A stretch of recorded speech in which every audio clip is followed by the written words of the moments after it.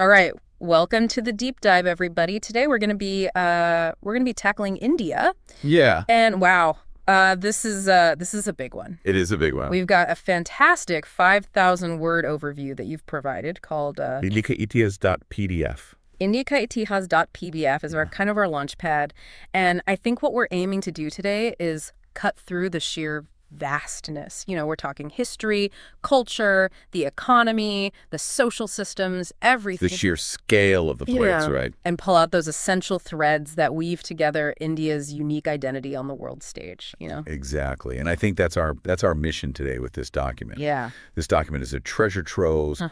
It touches upon, millennia of development, so to speak.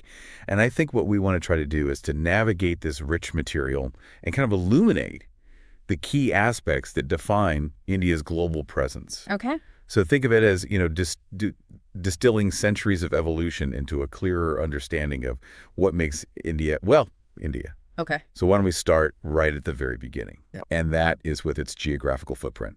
Okay. So we're talking about its location in South Asia, right? That's right. It's the seventh largest country by area in the world, which is a huge 3.287 million square kilometers. Huge. Just trying to picture that in your mind, right? Oh, And then yeah. you look at its neighbors, China, Nepal, Bhutan to the north, Pakistan to the west, Bangladesh, and Myanmar to the east. All right. And that's an incredibly long land border, over 15,200 kilometers, Absolutely. which really speaks to a history, going way back of connections and interactions in that part of the world. Yeah. And I think, that extensive land border has facilitated centuries of cultural exchange, trade routes, Yeah.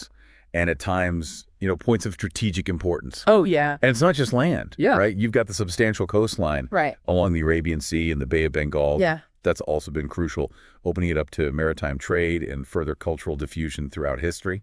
So really it's that geography, that central position in Asia with both land and sea access, combined with its long history, has really set the stage for India to be a major global center for, going way, way back. Mm-hmm.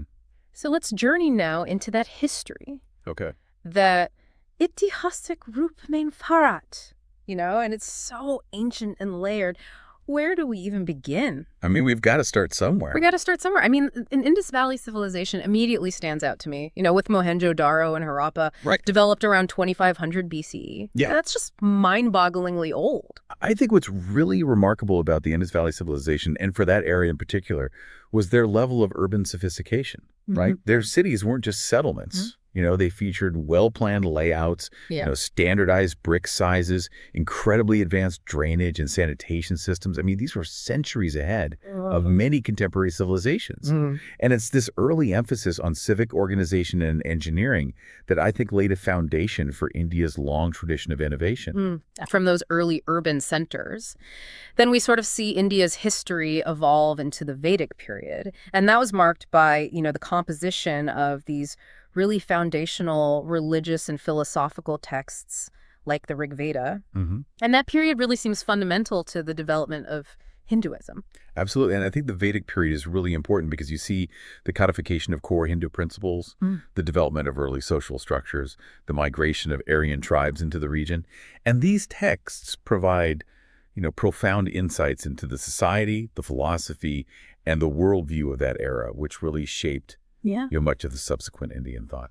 Okay. And then from there, we move into, I guess, what you would call more of like a classical period, right? With the rise of these large empires. Right. We have the Maurya Empire in the 4th century BCE, founded by Chandragupta Maurya. Yeah. And that sounds like, a real turning point in terms of creating a unified political structure. Definitely a period of, significant political consolidation, forging a vast empire across the subcontinent, right? Right. And so Chandragupta Maurya established this centralized administration and infrastructure Yeah. that really set the stage for future governance. Okay. But, it's often his grandson, Ashoka the Great, who captures our attention. Yes. Ashoka. Right. And the source highlights his empire's expansion, but also his dramatic conversion to Buddhism. Mm-hmm. And this emphasis on nonviolence, or ahimsa, as they call it, right? Yeah, In both political and social life. absolutely. It's fascinating to me that a ruler of such a large empire would embrace this concept of nonviolence. I mean, was this purely a moral shift, or were there also, political motivations behind this change? That's a key question. And I think While undoubtedly influenced by Buddhist philosophy, Ashoka's policies of nonviolence and tolerance also likely served to unify a diverse empire and maintain stability. Hmm. And so his edicts, which were inscribed on pillars and rocks throughout his empire, promoted ethical conduct and religious harmony. Okay. And so it really left this lasting ethical imprint on the subcontinent. Okay, so following the Mauryas, we have the Gupta Empire around the 4th and 5th century CE, and this period is often hailed as the Golden Age of India. Golden Age, yeah. So what made it so significant? I mean, this is the era where you witness an extraordinary flourishing of intellectual and artistic achievements. Okay. Think groundbreaking advancements in mathematics. Okay. Like, for example, where the decimal system took a crucial step toward its modern form, Right. alongside remarkable progress in astronomy. Wow.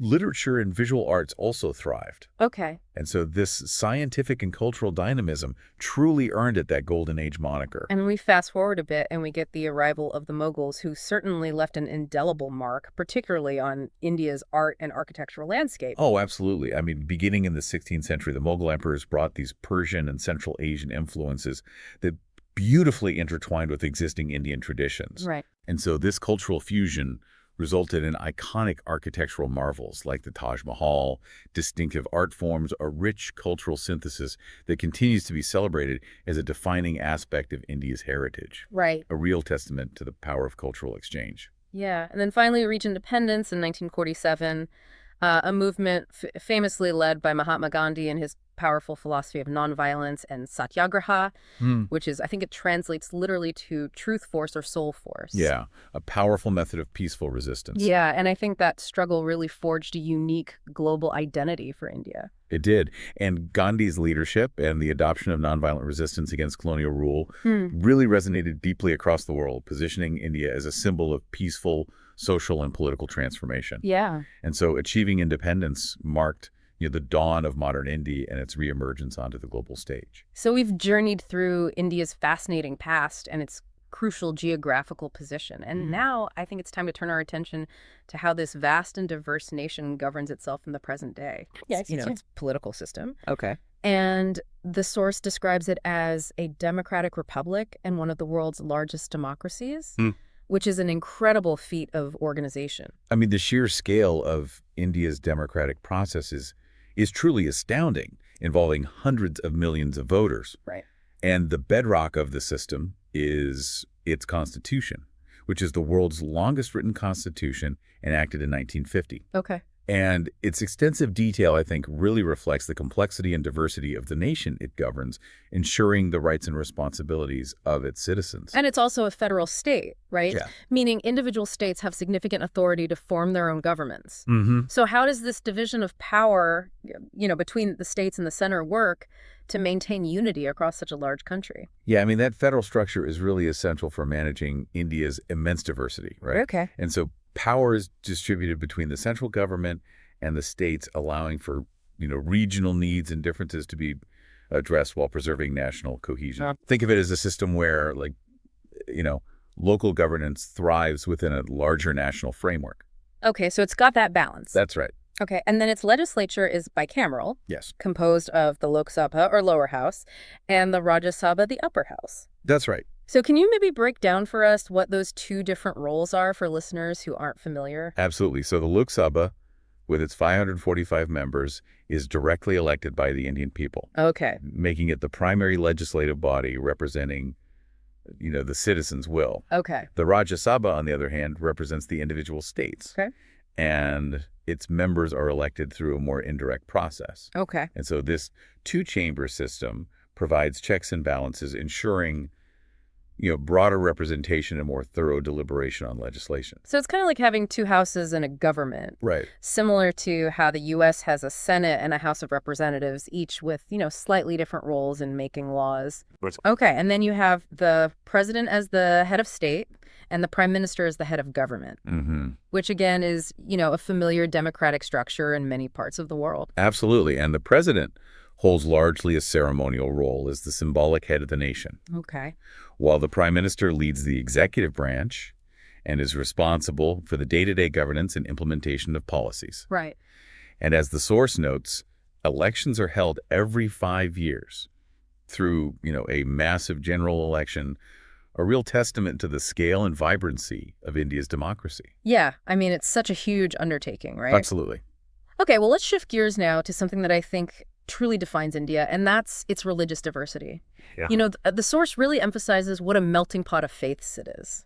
Absolutely. India is home to a remarkable array of religions, right? Mm-hmm. While Hinduism is the majority faith, there are substantial populations of Muslims, Christians, Sikhs, Buddhists, Jains, and followers of numerous other faiths. And I think this incredible religious tapestry really deeply enriches the social and cultural life of the nation. Right, and as the source points out, each of these religions brings its own unique festivals and traditions. Yeah, It must just create an incredibly vibrant and colorful, cultural calendar throughout the year. absolutely. I mean, the annual cycle in India is punctuated by a constant flow of festivals, Right. each with its own, distinct rituals, celebrations, and significance. Yeah.